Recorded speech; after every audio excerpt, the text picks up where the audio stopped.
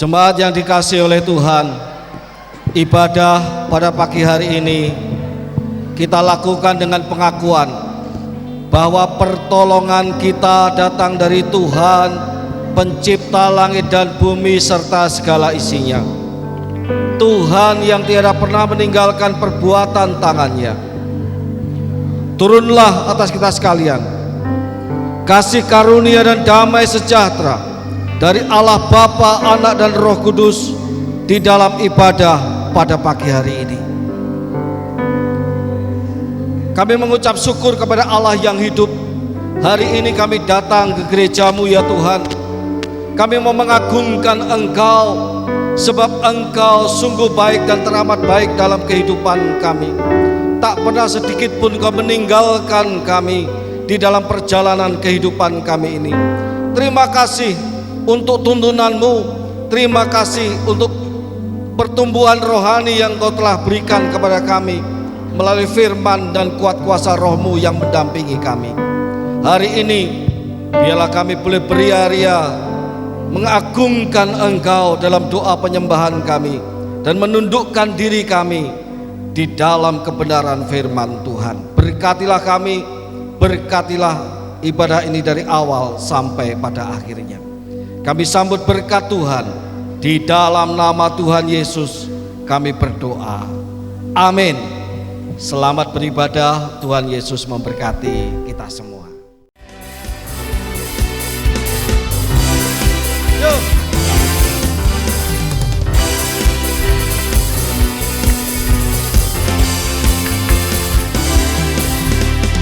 Masuk gerbangnya dengan hati bersyukur, halamannya dengan pujian, penuhi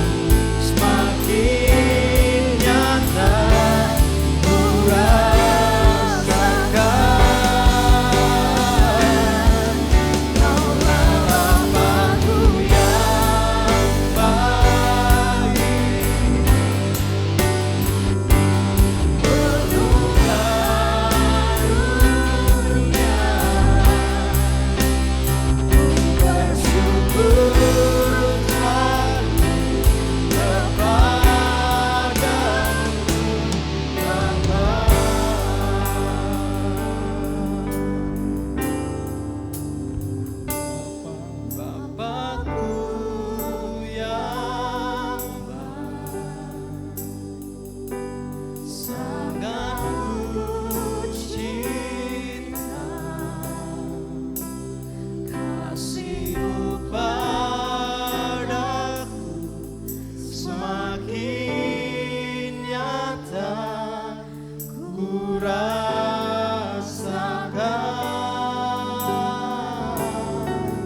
Kaulah Bapa-Ku yang baik,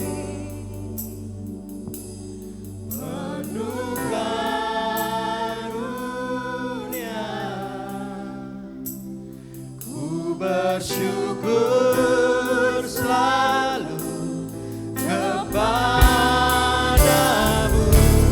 Bapa.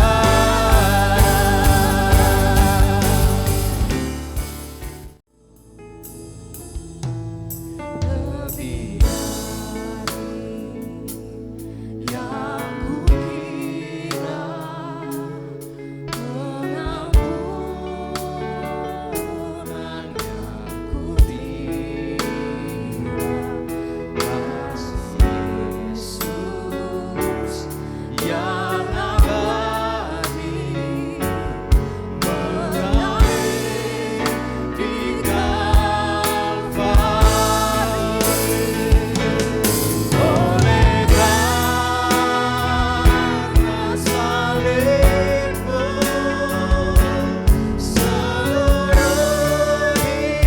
hidupku milik-Mu, Tuhan. Darah-Mu sucikanku, kuasa salib-Mu pulihkanku. Oleh karena salib-Mu, seluruh hidupku milik-Mu, Tuhan.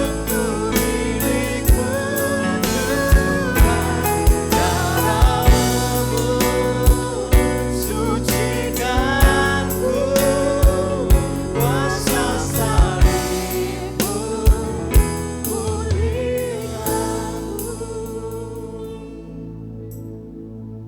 Oleh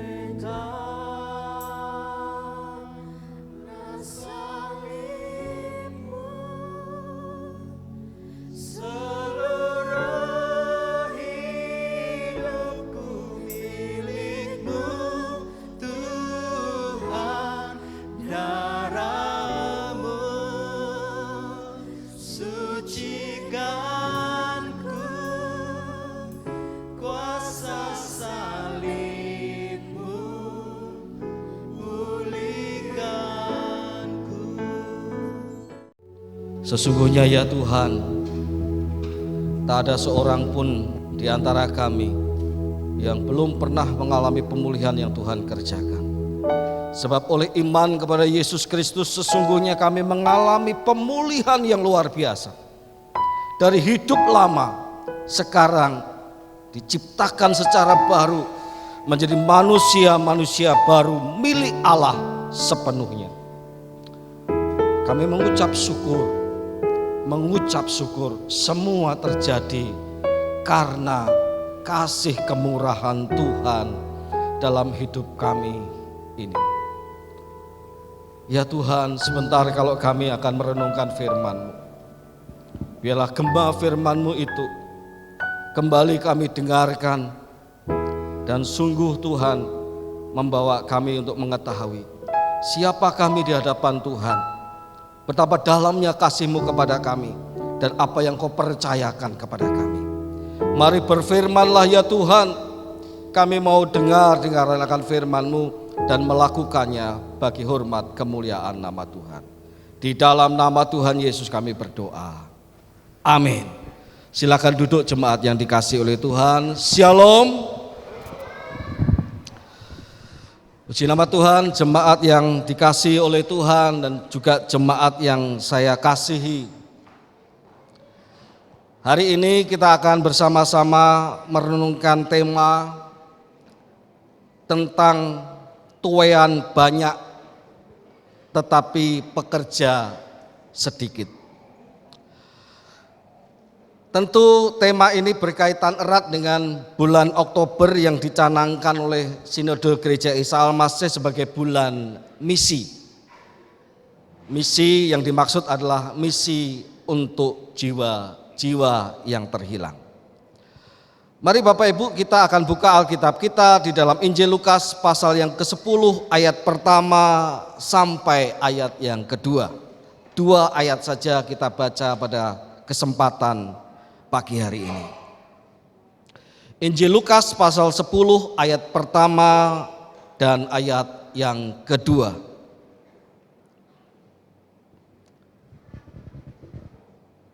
Demikian firman Tuhan. Kemudian daripada itu Tuhan menunjuk 70 murid yang lain, lalu mengutus mereka berdua-dua mendahuluinya ke setiap kota dan tempat yang hendak dikunjunginya. Katanya kepada mereka, tuaian memang banyak, tetapi pekerja sedikit. Karena itu mintalah kepada Tuan yang empunya tuaian, supaya ia mengirimkan pekerja-pekerja untuk tuaian itu. Jemaat yang saya kasih dalam Tuhan, mungkin belum banyak yang tahu apa yang saya sampaikan dalam rapat pleno majelis berserta dengan pengurus seksi tahun yang lalu di bulan Oktober seperti bulan ini. Di bulan Oktober tahun yang lalu saya menyampaikan visi Gereja Isa Al-Masih Pontianak setidaknya selama 10 tahun ke depan, atau kalau Tuhan kehendaki sepanjang saya melayani sebagai gembala jemaat di tempat ini. Visi itu adalah Gereja Isa Al-Masih Pontianak menjadi jemaat yang kuat dalam persekutuan. Yang pertama itu menjadi jemaat yang kuat dalam persekutuan. Ibadah-ibadah ini adalah sarana kita menjadi kuat dalam persekutuan Tuhan.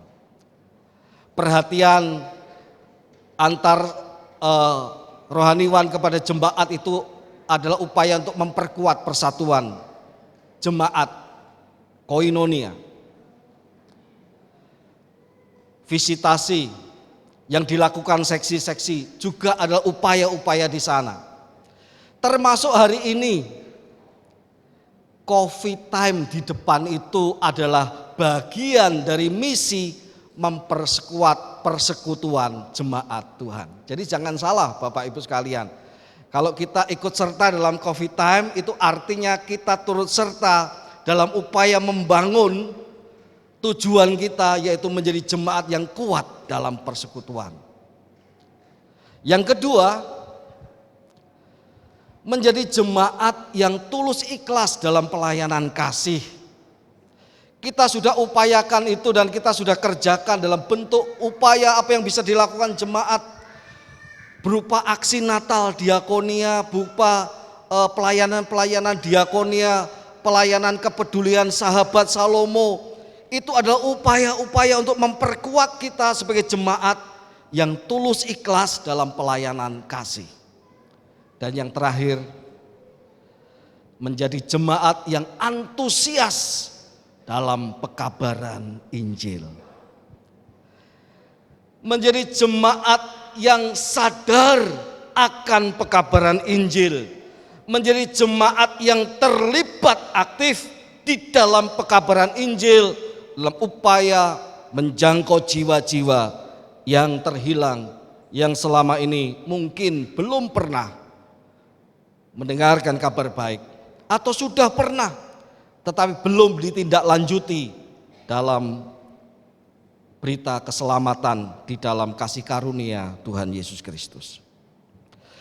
Hari ini kita sedang membicarakan visi yang ketiga itu, menjadi jemaat yang antusias dalam pekabaran Injil. Jemaat yang dikasihi oleh Tuhan, ada sesuatu yang menarik dari ayat-ayat yang kita baca.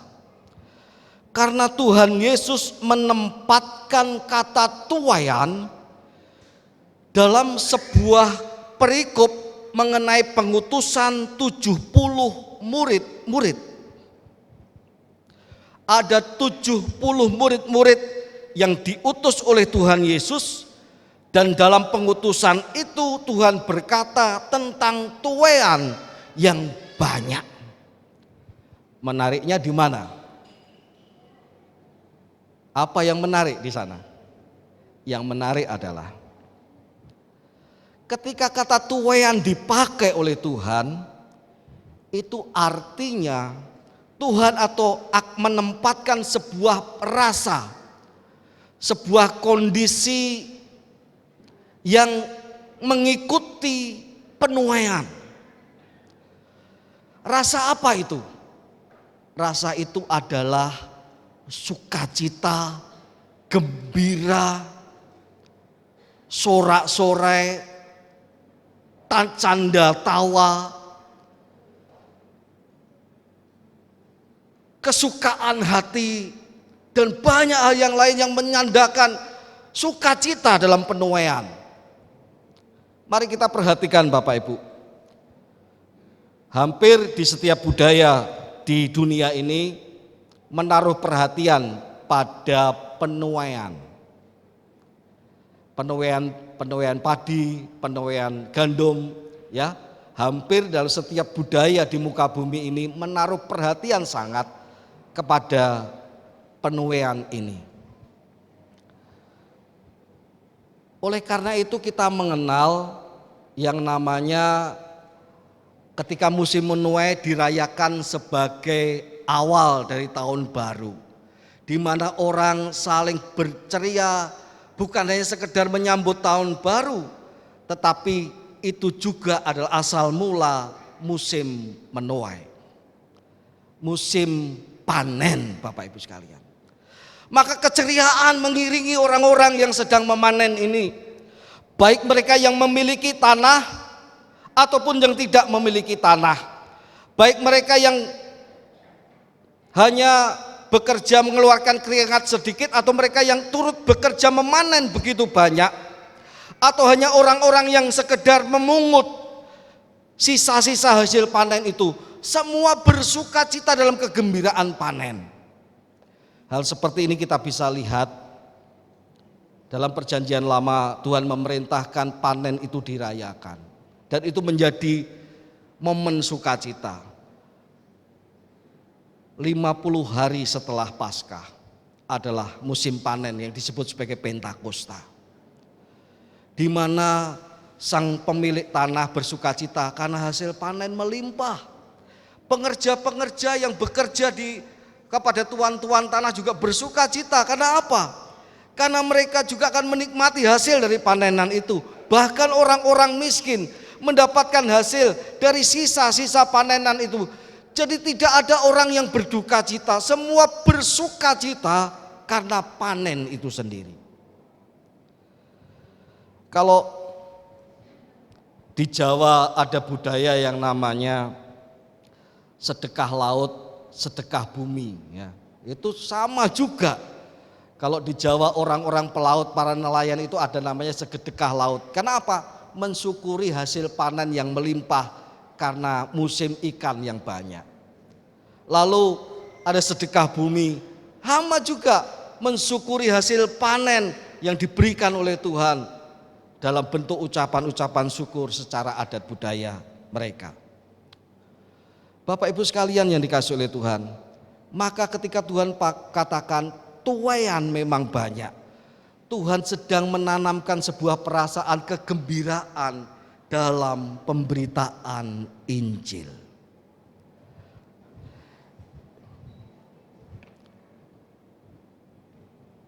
Bukankah pemberitaan Injil itu tidak mudah? Bukankah pemberitaan Injil itu tidak gampang? Malah kadang-kadang kita mendengar ada pemberita-pemberita Injil yang mati dibunuh. Bukan hanya di penjara, tetapi mereka kehilangan nyawanya karena pemberitaan Injil. Bukankah pemberitaan Injil bukan sesuatu hal yang tanpa tantangan? Ada tantangan-tantangan yang tidak dapat dikatakan ringan di sana. Tetapi inilah menariknya kata-kata Tuhan. seberapa besar tantangan yang dihadapi oleh seorang pemberita Injil. Dia tetap adalah seorang penuai yang mesti bergembira karena pekerjaan penuaian yang dipercayakan oleh Tuhan kepadanya. Ini Bapak Ibu sekalian, seberapa memberitakan Injil itu tidak mudah, tetapi Tuhan mau mengatakan, tetap bersukacitalah karena kamu itu adalah seorang penuai dan tidak ada seorang penuai yang bersusah hati. Seorang penuai adalah seorang yang bersukacita ketika melaksanakan tugas penuaian itu. Mungkin kita melihat ada penuai-penuai yang karena pekerjaan yang dilakukannya ia dibenci orang, tetapi ingat, penuai itu tidak pernah merasakan kesusahan. Kenapa? Karena dia sedang dikatakan oleh Allah, engkau penuai dan apapun yang terjadi, keringatmu bahkan mungkin cucuran darahmu tidak akan mengurangi sukacitamu sebagai seorang penuai yang diberikan tugas oleh Tuhan untuk menuai. Bapak Ibu sekalian yang dikasihi oleh Tuhan, maka disinilah letaknya. Coba kita perhatikan orang-orang yang memberikan hidup mereka dalam pewartaan Injil. Adakah mereka yang dengan susah hati? Saya belum pernah itu melihat orang-orang yang memberikan hidup mereka untuk pewartaan Injil. Baik hamba Tuhan yang disebut sebagai pendeta atau evangelis, ataupun jemaat awam. Tidak pernah saya lihat mereka itu bersusah hati.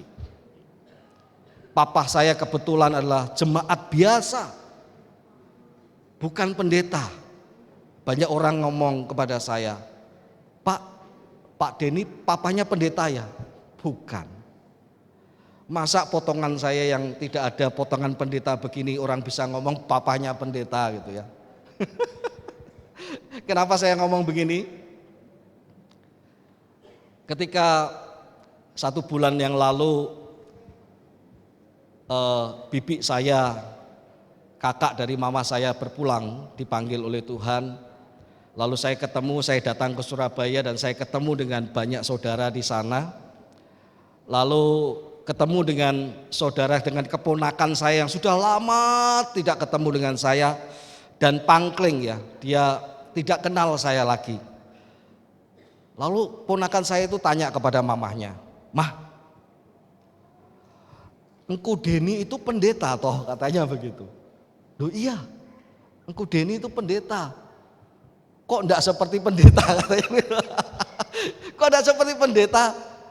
Karena biasanya pendeta itu kan berwibawa begitu ya, halus.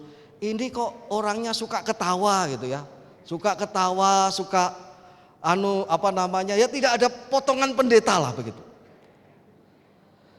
Tapi tidak masalah buat saya. Sesuatu hal yang menggembirakan saya dalam momen itu adalah saya berkesempatan ketemu dengan engku saya, dengan paman saya yang tidak sama sekali tidak saya kenal karena saudara cukup jauh.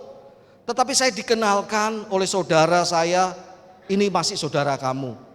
Kita ngomong-ngomong dan saya tahu bahwa paman saya ini ternyata adalah orang yang belum menerima Yesus Kristus sebagai Tuhan dan Juru Selamat.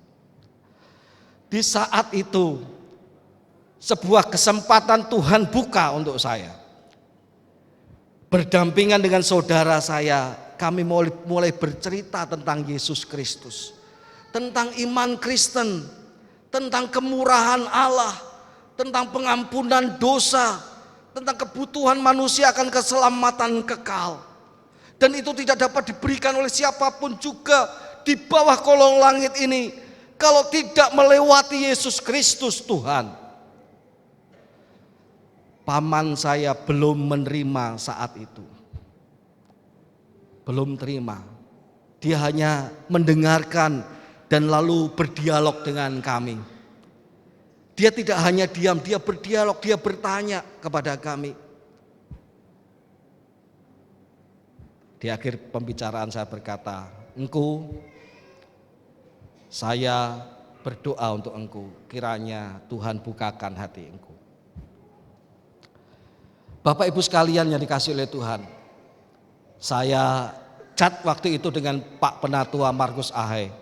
Karena Pak Penatua Markus Ahai pagi itu kirim pesan WA kepada saya.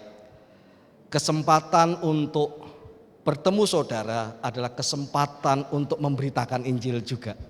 Dan itu saya aminkan. Dan saya bilang, malam ini saya ketemu dengan saudara dan saya memberitakan Injil kepada dia. Saya bersuka cita. Kami bergembira. Meskipun belum diterima tidak apa-apa. Karena itulah kegembiraan seorang yang mewartakan kabar baik.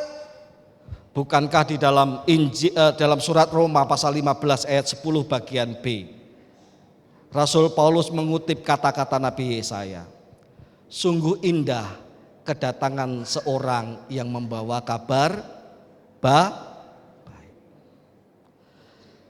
Sungguh indah kedatangan seorang yang membawa kabar baik. Mungkin yang sedang menerima kabar baik itu tidak paham keindahan itu.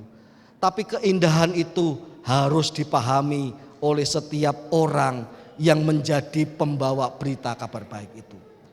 Keindahan itu, kegembiraan itu harus lebih dulu dirasakan oleh sang penuai itu sendiri. Kalau kita mewartakan Injil dengan beban, dengan ketakutan yang amat sangat, itu akan impartasi juga kepada penerima kita. Ia tidak melihat kegembiraan kita sebagai seorang penuai. Ia tidak melihat sukacita kita sebagai seorang penuai. Seorang penuai sebagai pembawa kabar baik, meski melakukan pekerjaan tuaiannya sebagai sebuah pekerjaan yang menggembirakan, meskipun itu tidak selalu mudah. Katakan amin. Amin. Bapak Ibu sekalian yang dikasihi oleh Tuhan, itulah yang harus kita lakukan. Mengapa demikian? Karena Tuhan menghendaki penuai-penuai itu tidak hanya dari kalangan rohaniwan, tetapi dari seluruh jemaat Tuhan. Kita perhatikan baik-baik kata yang kedua. Tetapi pekerja sedikit. Karena itu mintalah kepada Tuhan yang empunya tuaian, supaya ia mengirimkan pekerja-pekerja untuk tuaian itu. Bapak Ibu sekalian yang dikasihi oleh Tuhan, Tuhan Yesus mengutus 70 orang murid di luar 12 rasul. Beda ya. 12 rasul pernah diutus oleh Tuhan untuk memberitakan kabar baik, memberitakan bahwa kerajaan Allah sudah dekat. Sekarang Tuhan Yesus Tuhan Yesus meminta 70 murid yang lain di luar 12 rasul untuk juga mengutus mereka ke kota-kota yang hendak dikunjungi oleh Tuhan. Artinya 70 murid ini adalah murid-murid biasa. Mereka bukan nabi, mereka bukan rasul, mereka bukan gembala, mereka bukan penginjil dalam arti tertentu. Mereka murid-murid biasa. Dan Tuhan berkata, tuaian banyak tetapi pekerja sedikit. Karena itu mintalah kepada Tuhan yang mempunyai tuaian itu untuk mengirimkan pekerja-pekerja untuk tuaian. Artinya Tuhan mau berkata,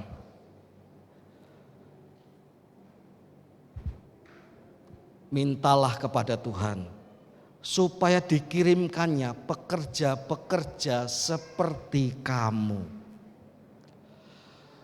supaya dikirimkannya pekerja-pekerja yang bukan khusus seperti 12 rasul itu, tetapi pekerja-pekerja yang tampaknya biasa seperti kamu, tetapi diutus dengan cara yang sama dan diperlengkapi dengan kuasa yang sama. Itu artinya Tuhan menghendaki pekerjaan pekabaran Injil, penuaian itu tidak hanya menjadi pikiran dari setiap pendeta dan rohaniwan, tidak hanya menjadi pikiran dari seorang evangelis yang diutus oleh gereja, tidak hanya menjadi pikiran dari seorang yang disebut sebagai hamba Tuhan full time, tetapi menjadi pikiran seluruh jemaat Tuhan. Ini tidak menjadi tugas yang dipercayakan Tuhan hanya kepada para pendeta, tetapi menjadi tugas seluruh jemaat Tuhan. Mintalah kepada Tuhan yang empunya tuaian itu supaya dikirimkan pekerja-pekerja. Ayat ini sudah ratusan tahun yang lalu, ribuan tahun yang lalu. Dan setiap orang sedang berdoa untuk dikirimkan tuaian-tuaian itu. Para rasul berdoa, bapak-bapak gereja berdoa. Dan yang sekarang ada adalah setidaknya 200 jemaat yang ada di gereja Isa Al-Masih Pontianak. Hari ini saya mau katakan, Bapak Ibu adalah pekerja-pekerja Tuhan juga. Bapak Ibu adalah penuai-penuai juga. Bapak Ibu adalah orang-orang yang dipercaya oleh Tuhan untuk mengabarkan Injil keselamatan. Membawa jiwa-jiwa yang terhilang kepada Tuhan Yesus Kristus. Mungkin akan kita berkata, bukankah itu tugas rohaniwan? Ya, pasti itu tugas rohaniwan, tidak bisa dipungkiri.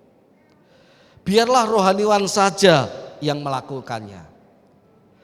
Bapak Ibu sekalian yang dikasihi oleh Tuhan, jika olahraga itu hanya menjadi tugas para olahragawan, maka setiap orang yang bukan olahragawan pasti memiliki tubuh yang tidak sehat. Pasti. Apakah setiap orang yang setiap pagi berjalan lalu lalang di depan gereja adalah pasti seorang olahragawan, seorang atlet? Tidak, saya percaya tidak. Karena saya pernah melihat berjalan di depan gereja ini mantan jemaat kita Pak Yohanes Wahana ya, pernah lewat di depan gereja pagi-pagi. Dan saya tahu Pak Yohanes bukan seorang atlet. Pak Yohanes bukan seorang olahragawan. Tetapi kenapa dia olahraga? Karena dia tahu dia memiliki tubuh dan tubuh itu mesti dijaga kesehatannya. Jadi bukan olahragawan saja yang sedang berlatih berolahraga. Setiap orang yang sadar bahwa punya tubuh jasmani dan tubuh jasmani itu perlu dijaga kesehatannya dengan berolahraga.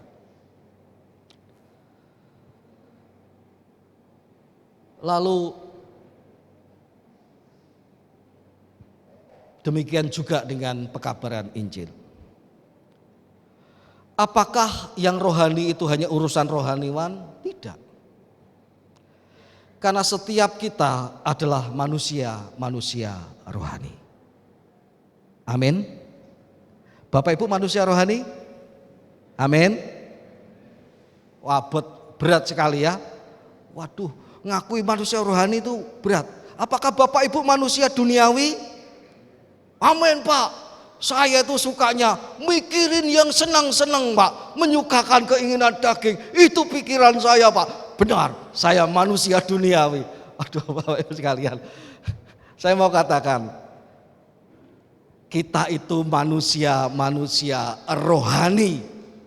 Kita itu manusia ciptaan baru di dalam Yesus Kristus.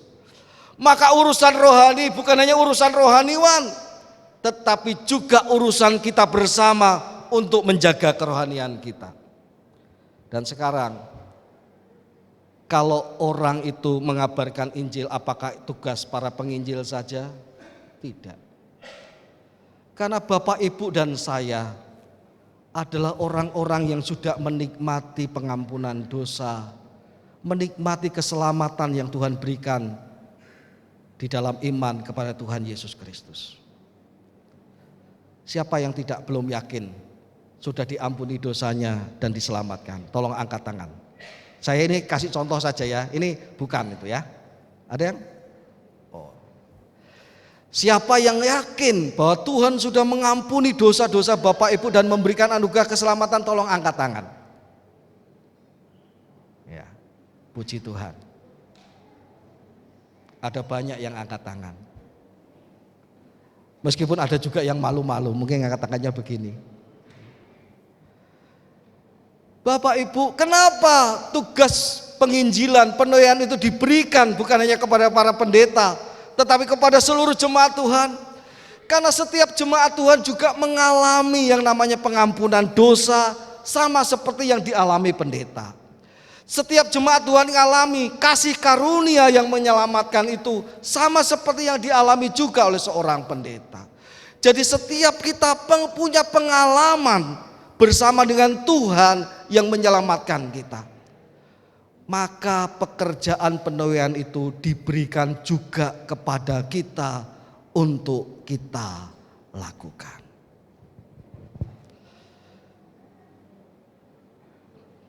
Gereja Isa Al-Masih Pontianak, saya rindu setiap jemaat Tuhan menjadi agen-agen penuaian di akhir zaman ini.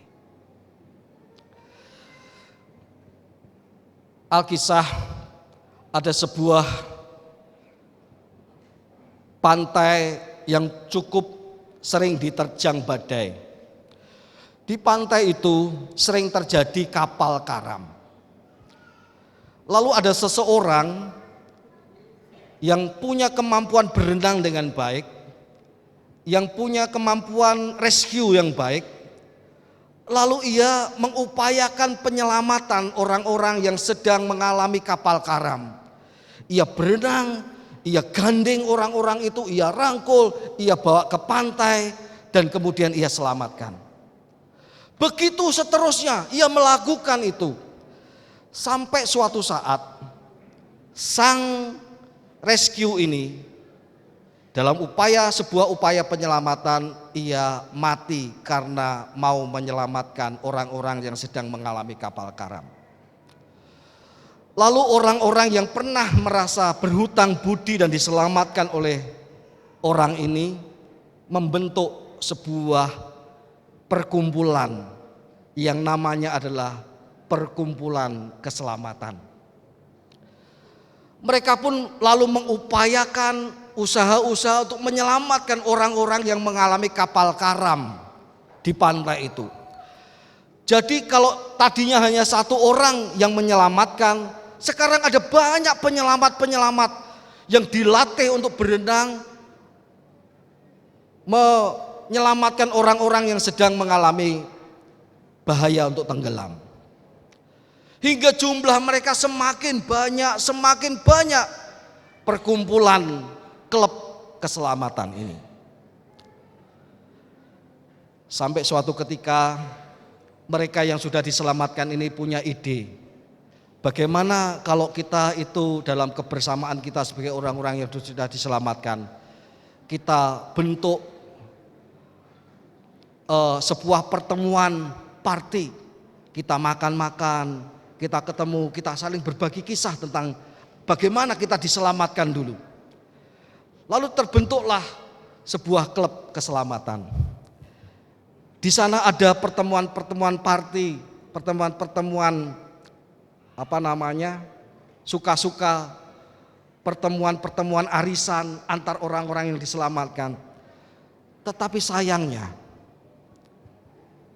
klub itu tidak lagi melakukan tugas penyelamatan.